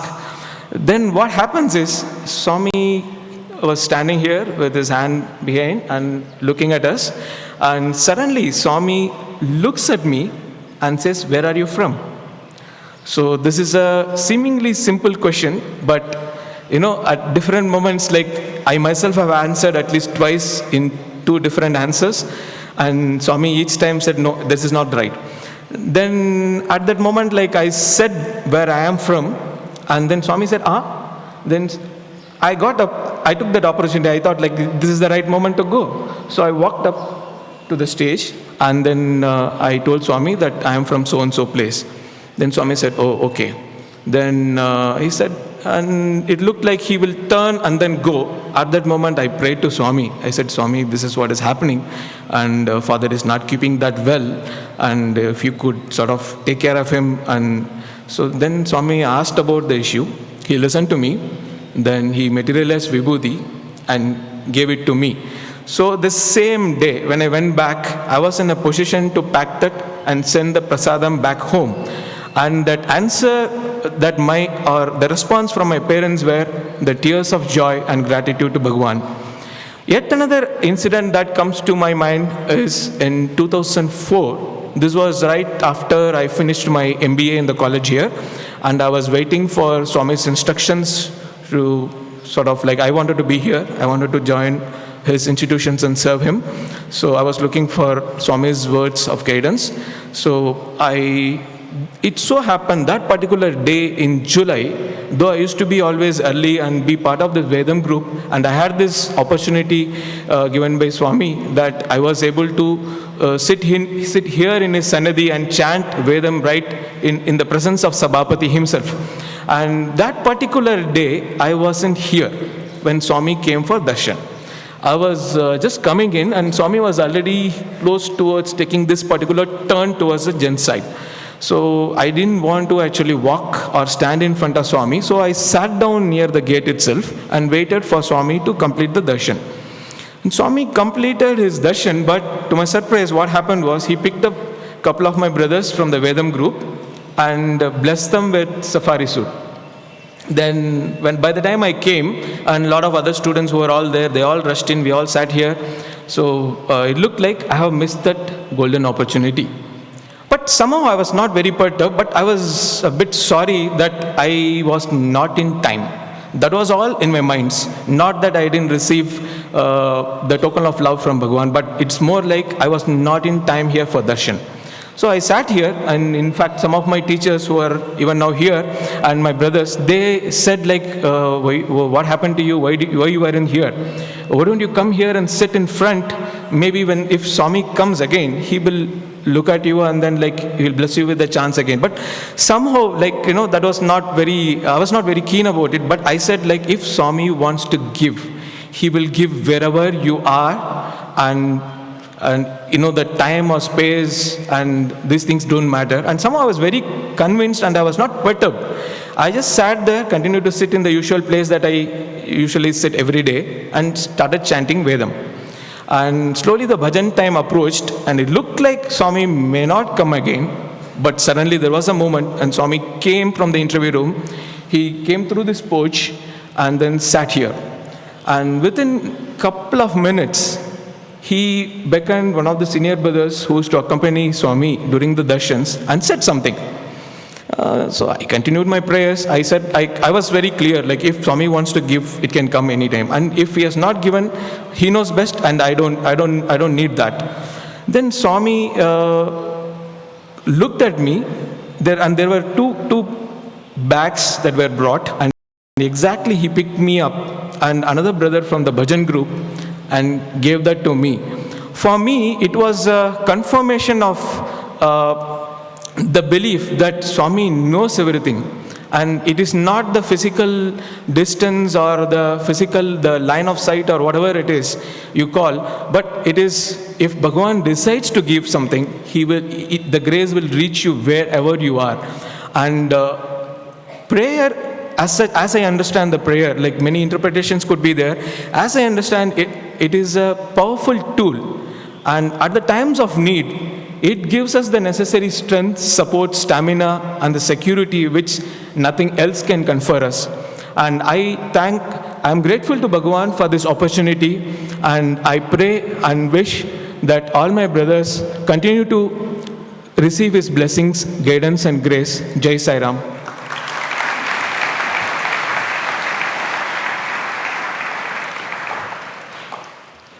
It was so wonderful listening to that experience of Brother Ganesh, where we learn that they also serve who simply sit and wait. As we bring down the curtains on this wonderful celebrations, I would like to end with one story that we can all mull upon to realize our own nearness and dearness with Swami. This is a personal favorite of mine, this story. The story of a boy called Krishna Dasa. I don't know if it's real or fictitious, but it is beautiful. It is said that there was a village in which there was a very special Krishna temple. It was special because Lord Krishna would appear in that temple to take meals and rest in the night. And that temple priest was the most blessed because he was the priest of a temple where Krishna would appear. And so naturally what would happen is, the people of the village would go to the priest and tell, today when Krishna comes at night, you please tell him that my father is a little sick. When Krishna comes at night, tell him to bless my daughter's wedding. Everybody would give his list their requests. And this priest began to make a list every day. So as soon as Krishna comes at night, he will worship him, he will give him his food and everything and say, Krishna, now see, number 1, this is number 2, number 3. And Krishna will tell, this you tell, it will happen after 2 years. This you don't tell anything. And everything, Krishna will sort it out. So this was a very blessed village and everybody was happy. Everybody except Krishna Dasa. Krishna Dasa, this boy, would come in the morning when the temple opens and sit outside. And he would sit simply shedding tears till the end of the day when the temple closed, and then walk back home. Krishna didn't seem to get moved by Krishna Dasa's tears. And a day came when the priest got moved. So one night when Krishna appeared, he told, Krishna, what is this happening? Krishna says, what is this today? No asan for me, no food for me. Directly you are talking, what happened? He says, Krishna, I am unable to bear Krishna Dasa's plight. The mistake when we think, Swami, why are you doing this to this person? We assume we have more compassion than the Lord. And this priest says, Krishna Dasa is wanting something, he is pining. So Krishna says, find out what he wants. He says, no, Krishna, that is not right. He has not asked me. If I go and ask him what he wants, he will think that I love him more than you. You go to him. So Krishna says, okay, I will give him what he wants. I know what he wants. But one thing, just ask him whether he wants me to give him what he wants. Come on, Krishna, that's why he's crying. Give him what he wants. You just ask and confirm. And tomorrow, first thing I will give. So the priest says, okay, he is happy. He says, Krishna, now take your food, take your, asan. Krishna says, no, today I am not in the mood. And Krishna goes. So this priest comes out and he says, boy, one small thing. Today, Krishna was talking about you. And Krishna says he wants to grant you what you are seeking. But one thing, he is asking whether you want him to grant that. And the boy says, if Krishna wants to grant, let him grant. I have no desire. And the priest is there, hey, you just say you want it, man. And so he goes back the next day when Krishna comes. And this time, before the priest can speak, Krishna speaks. What did Krishna Dasa say? Krishna, I don't know what, I'm becoming a football between you two. He says you should grant him what he seeks if you feel you want to grant him what he seeks. And Krishna smiles, he throws his garland up and he starts dancing in the temple there. And priest says, Krishna, what happened? Krishna says, I knew it. Krishna, what did you know? What happened? And then Krishna says, my dear priest, don't you see? No, Krishna, I don't see. What is it? Tell me, when you have a problem, who do you go to?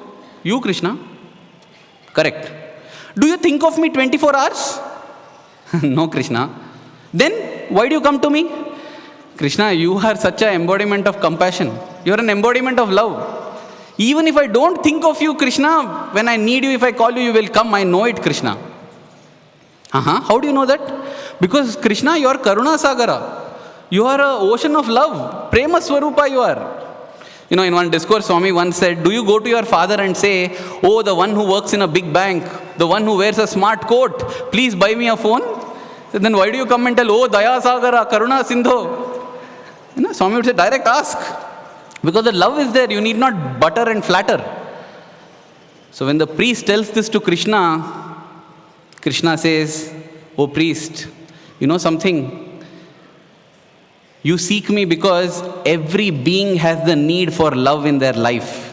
And you know that however bad you are, whatever you do, I love you.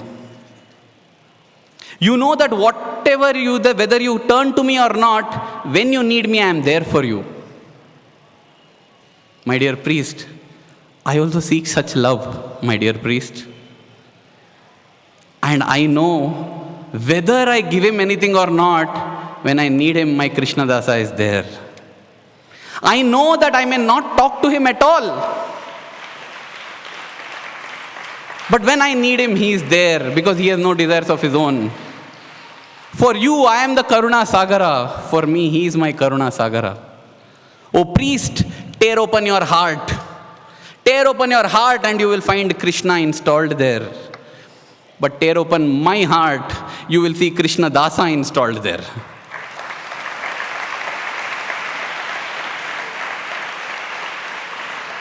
When we get Sannidhi, proximity, and when we get dearness to the Lord, I always remind myself of this story, because this story says there is nothing great in depending on Swami.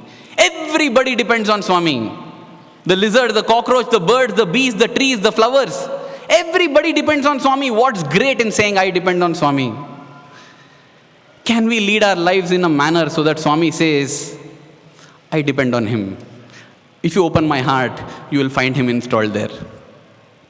Dear Swami, may our love for you grow stronger and stronger every moment so that one day we become Sai Dasas and you can say that open my heart and you will find you installed here. Thank you. Jai Sai Ram.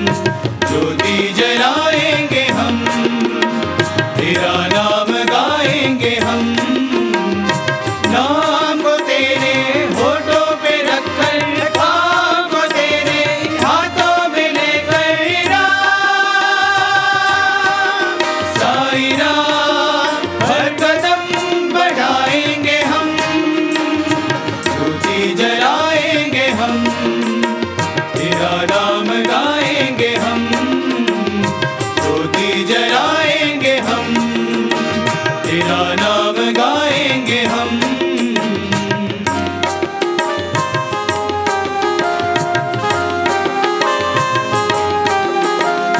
मंजिल है देखो एक हमारी, आशाएं देखो एक हमारी, हिंदू या मुस्लिम सिख और ईसाई हम सब है भाई भाई। मंजिल है देखो एक हमारी, आशाएं देखो एक हमारी, हिंदू या मुस्लिम सिख और ईसाई हम सब है भाई भाई।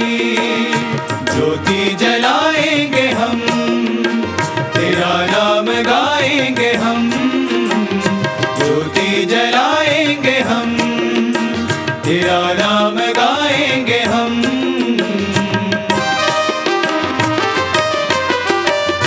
జాతి మత భేదాలు వలదంటూ వలదంటూ, జాతి మత భేదాలు వలదంటూ వలదంటూ, జగమంత జనులంత ఒక్కటే అని అంటూ, జగమంత జనులంత ఒక్కటే అని అంటూ, శాంతికై పోరాడుదాం, ప్రశాంతికై పయనించుదాం। ఓ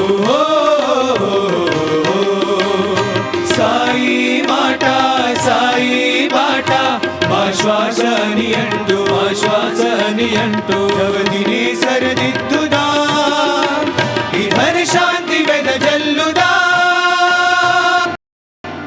లెమ్ము లెమ్ము ज्योति जलाएंगे हम, तेरा नाम गाएंगे हम, ज्योति जलाएंगे हम, तेरा नाम गाएंगे हम।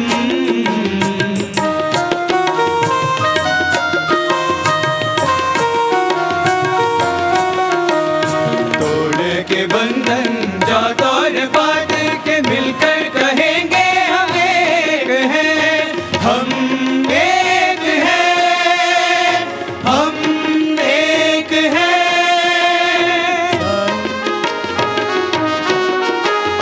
साई का संदेश दिल से लगाकर, साई की वाणी दिल में बसाकर, ज्योति जलाएंगे हम, ज्योति जलाएंगे हम, तेरा नाम गाएंगे हम, तेरा नाम गाएंगे हम। नवयुग में आएंगे हम, ज्योति जलाएंगे हम, तेरा नाम गाएंगे हम, नाम को तेरे होठों पे रखकर, काम को तेरे हाथों में लेकर राम,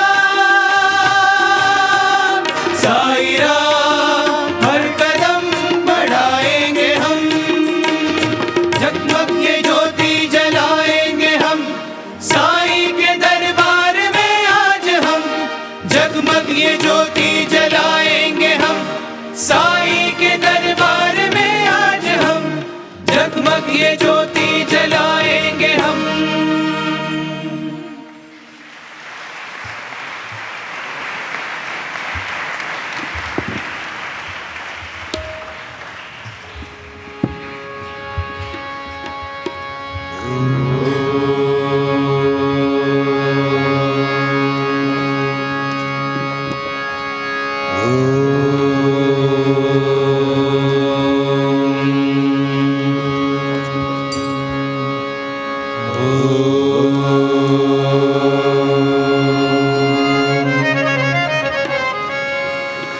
जय जय गिरिजा बाल गजानन,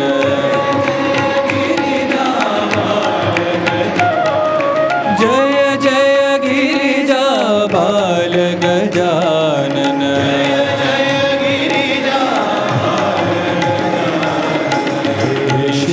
शंकर पार्वती नंदना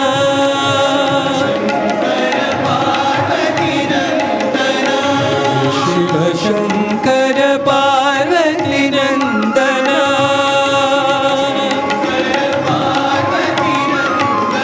जय जय गिरिजा बाल गजानन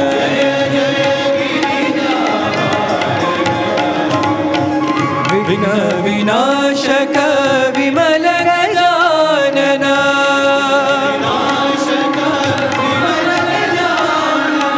विघ्न विनाशक विमल गजानन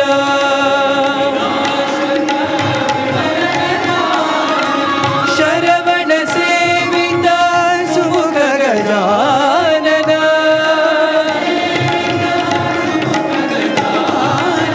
शरवण सेविता सुमुख गजानन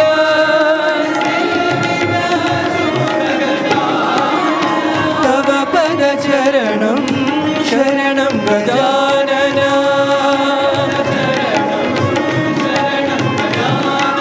तव पद चरणं शरणं गजानन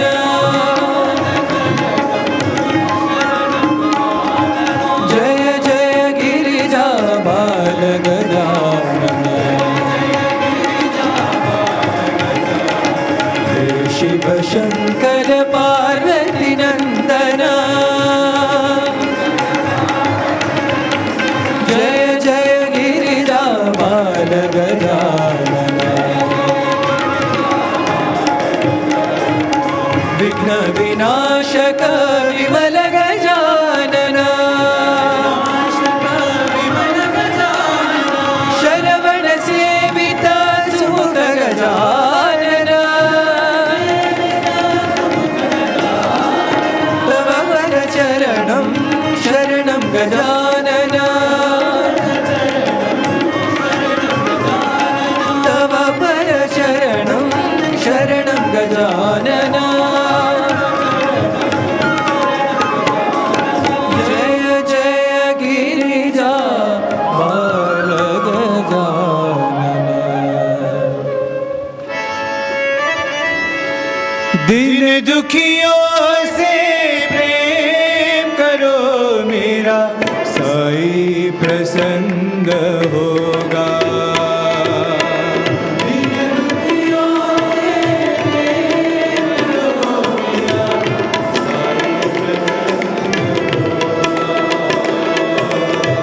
दिल दुखियों से प्रेम करो मेरा साई प्रसन्न होगा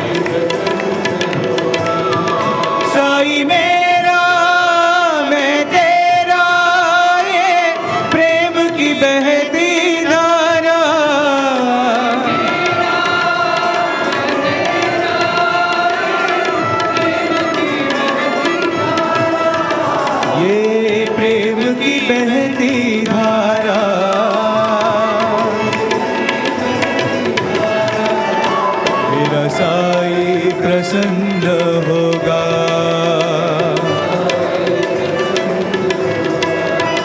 मेरा साई प्रसन्न होगा।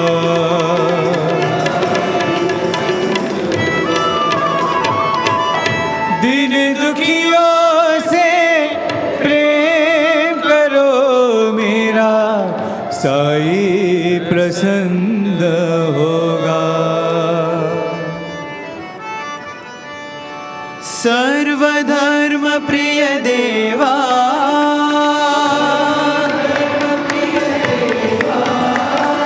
सर्वधर्म प्रिय देवा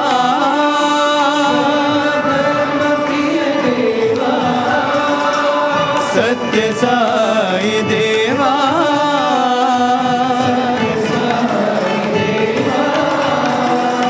सत्य साई देवा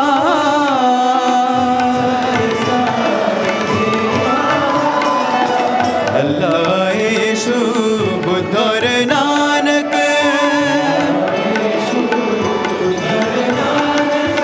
अल्लाह यीशु बुद्ध और नानक ज़ोराष्ट्र महावीर तुम हो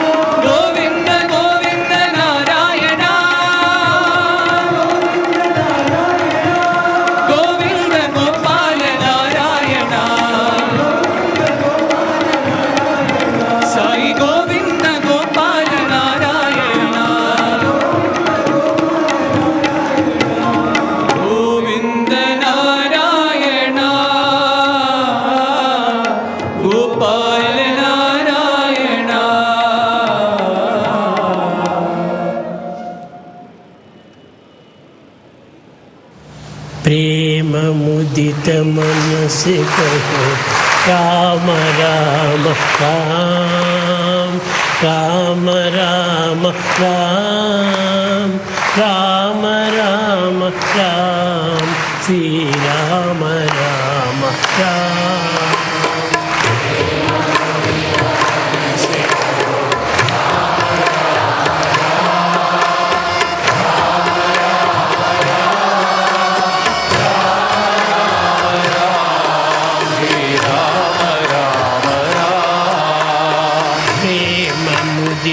मन से कहो राम राम राम राम राम राम राम राम राम श्री राम राम राम।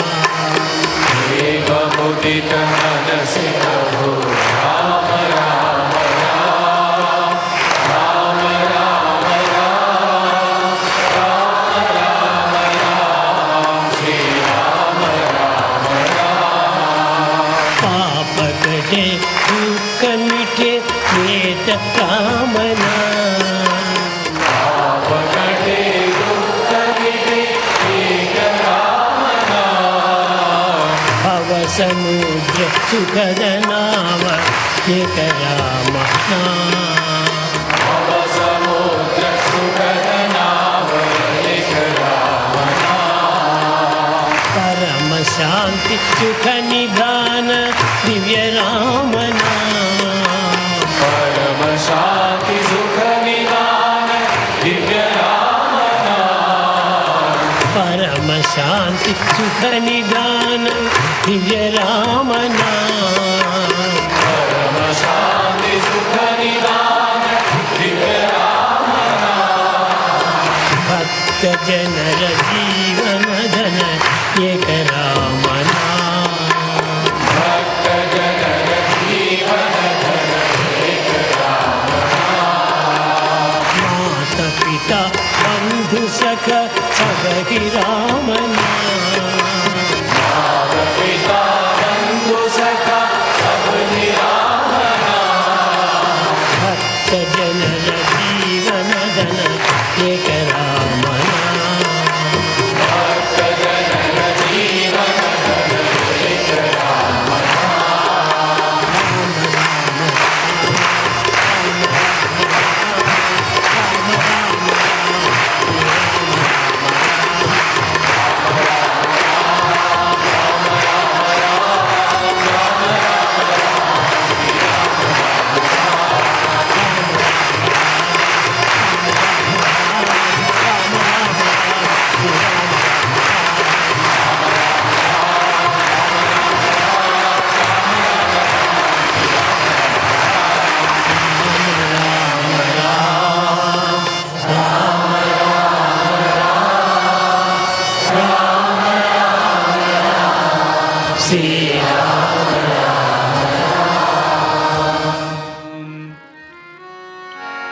ओम जय जगदीश हरे स्वामी सत्य साई हरे भक्त जना संरक्षक भक्त जना संरक्षक पति महेश्वरा ओम जय जगदीश हरे श्रीवदना श्रीकरा सर्वा प्राणपते स्वामी सर्वा प्राणपते आश्रित कल्पलतिका आश्रित कल्पलतिका आपद्बान्धवा ओम जय जगदीश हरे माता पिता गुरुदैवमो हरियन्तयु नीवे स्वामी मरियन्तयु नीवे नाद ब्रह्म जगन्नाथ नाद ब्रह्म जगन्नाथ नागेन्द्र शयना ओम जय जगदीश हरे ओंकार रूप ओजस्वी साई महादेवा सत्य साई महादेवा मंगल आरती अंदुको मंगल आरती अंदुको मंगल गिरिधारे ओम जय जय जगदीश हरे नारायण नारायण ओम सत्य नारायण नारायण नारायण ओम नारायण नारायण ओम सत्य नारायण नारायण ओम सत्य नारायण नारायण ओम जय सद्गुरुदेवा नारायण नारायण ओम सत्य नारायण नारायण नारायण ओम नारायण नारायण ओम सत्य नारायण नारायण ओम सत्य नारायण नारायण ओम जय सद्गुरुदेवा नारायण नारायण ओम सत्य नारायण नारायण नारायण ओम नारायण नारायण ओम सत्य नारायण नारायण ओम सत्य नारायण नारायण ओम जय सद्गुरुदेवा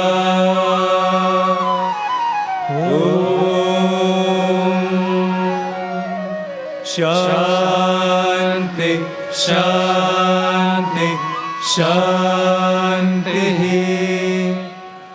समस्त लोकाः सुखिनो भवन्तु समस्त लोकाः सुखिनो भवन्तु समस्त लोकाः सुखिनो भवन्तु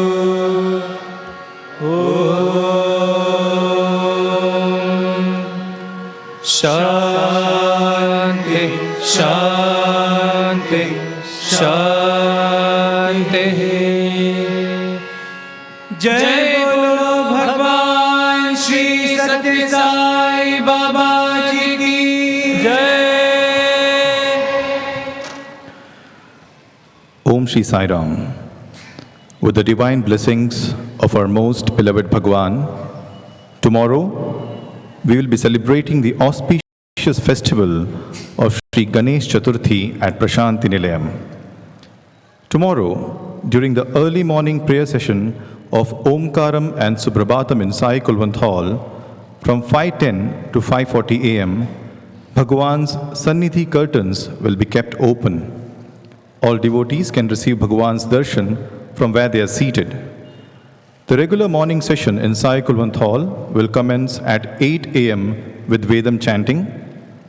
At 8:20, the students of Bhagawan will be offering a music program comprising stotrams and devotional songs. After the music program, we will be blessed with Bhagawan's divine discourse.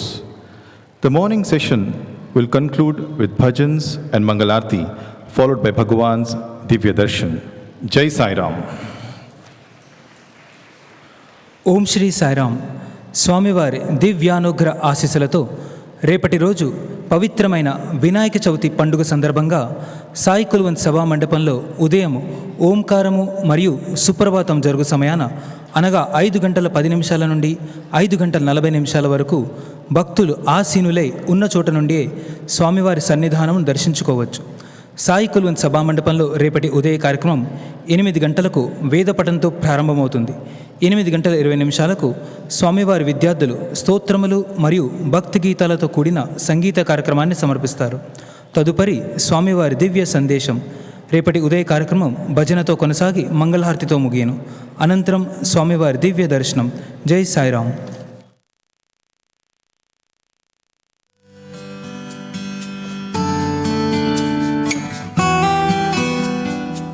Till now, you were listening to the live proceedings from Sai Kulwant Hall, Prashanti Nilayam. We now take you back to our regular program schedule.